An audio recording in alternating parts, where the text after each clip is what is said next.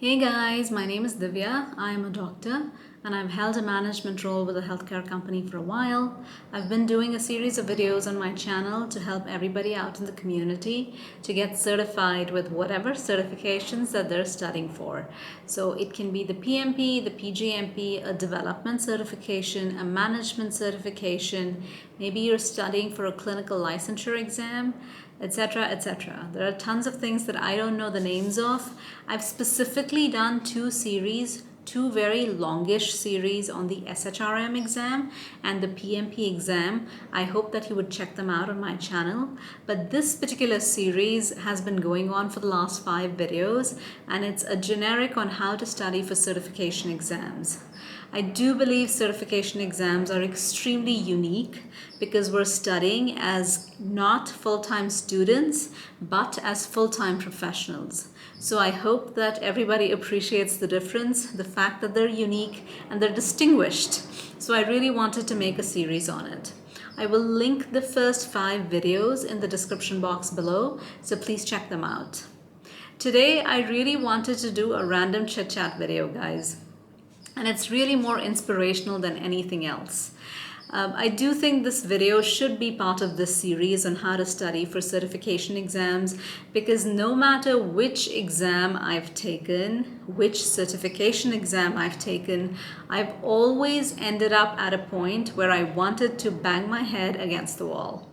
I really always wonder at some point of time as to why I signed up for the certification and why I put myself through all this turmoil and hard work.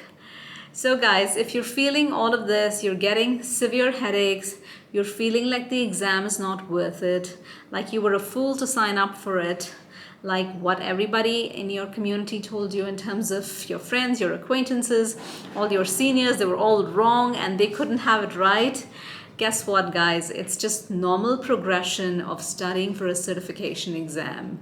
So when we're in school, we sort of don't have a choice when we're studying. But when we're studying for a certification exam, it's something that we bring onto ourselves. And then at some point, maybe a couple of months, 4 months down the line, we're fatigued. We're fatigued of balancing our job, our family commitments, our other commitments, and then the certification exam is just one more thing. Most of these exams are extremely demanding, right? So you are bound to feel this after a few months of studying, especially after maybe you fail a practice exam. A lot of times when people take a practice exam, they're expecting a certain score, and then they just feel like life isn't worth it and the certification isn't worth it. So as I said, guys, if you're feeling any of this, it's natural progression. It means that you're doing well, you're studying well, and you're putting in a lot of time for this exam, which is what we're supposed to do, especially when it's a demanding certification, which most of them are. So I wanted to share 3 tips today. 3 tips after this longish background if you're feeling any of this. My tip number 1, take a break. So guys, during a certification exams, we're sort of studying every day. Maybe it's not big chunks of 4 or 5 hours, but half an hour a day. Some, a lot of the weekends go away just with studying. There's no family time, no room for fun. So I think it's really important to take a couple of days or maybe a little more off.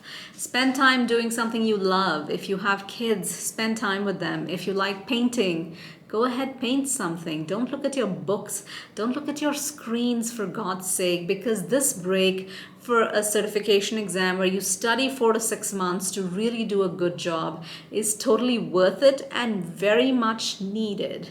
So don't think of the break as something, as a cheating point.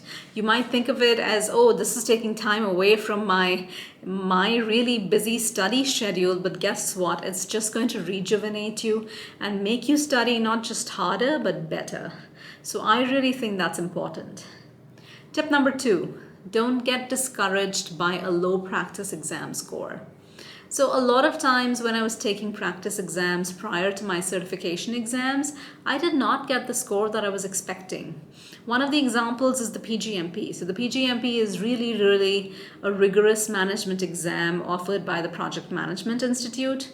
And a lot of people recommend 2 major books, Ginger 11 and genes book. So people say that you should get about a 60% on Ginger Levin's exams and about an 80% on genes exams. And guess what? I wasn't making it.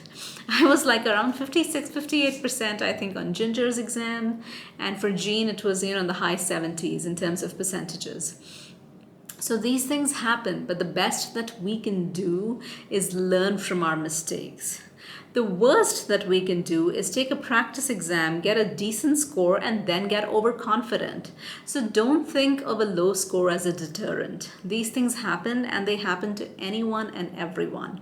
The best of us don't do well on a practice exam, but guess what that the best of us do? The best of us learn from all the mistakes on a practice exam and move on. It's disheartening, I know that. It feels disappointing and feels like you still have to keep dragging yourself. But guys, it's totally worth it. It's totally, totally worth it. My tip number 3, reach out to the community. So you must have a WhatsApp group or another social media group that other people are on this group and they're taking the same exam as you.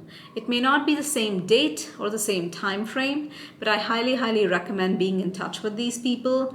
When you're feeling low, talk to the people who've already passed. Talk to the people who are studying who definitely haven't passed because they're still about to take the exam. And believe me, you're going to feel really, really good about it. My bonus tip here, guys, and tip number 4.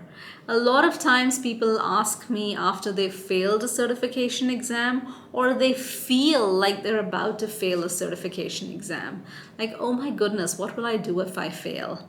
And oh my goodness, I've already failed. What am I going to do? So guys, here's just my 2 cents on this one.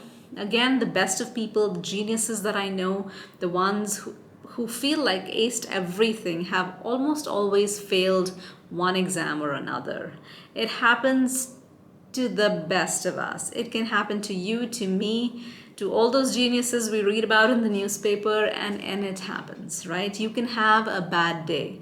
Maybe you just weren't ready for it. Maybe you were forced to reschedule the exam but then resisted the temptation to do so.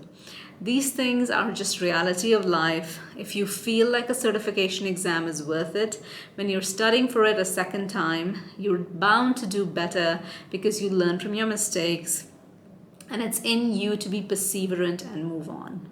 So here's my bonus tip, guys. Don't give up so easily. Failures happen. That's just the path, the road to another certification exam because there are obstacles on the way. So guys, this was my part 6 to the series of these videos. I really, really hope that these videos are helping you. If they are, please take a moment to subscribe to my channel and share the video across the board. Thank you so much for watching.